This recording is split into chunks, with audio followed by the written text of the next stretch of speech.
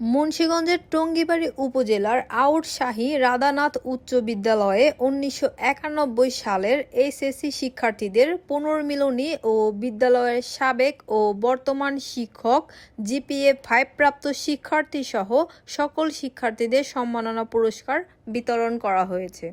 বিদ্যালয়ের প্রধান শিক্ষক হেদায়েতুল ইসলাম সবুজের সভাপতিত্বে প্রধান অতিথি ছিলেন বিদ্যালয়ের সাবেক প্রধান শিক্ষক বাবু ধীরেন চন্দ্র দত্ত।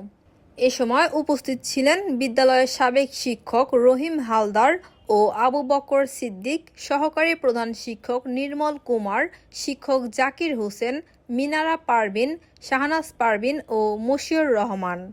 এছাড়া ১৯৯১ ব্যাচের শিক্ষার্থীদের মধ্যে উপস্থিত ছিলেন মুফিজুর ইসলাম খান, আক্তার হোসেন, অ্যাডভোকেট সাকাত হোসেন, বিল্লাল হোসেন, আরিফ হোসেন, পান্না শিকদার, জামাল হোসেন, মকবুল হোসেন, মান্নান ঢালি, যদুলাল দাস, সুবাদ দাস, ইউনুস খান কাজল, কানিজ ফাতেমা, ফারজানা ববি, নাহিদ আক্তার, শিলারানী দত্ত, লুৎফা, মহসিনা, নাসরিন সুলতানা, পারভিন আক্তার সহ আরও অনেকে।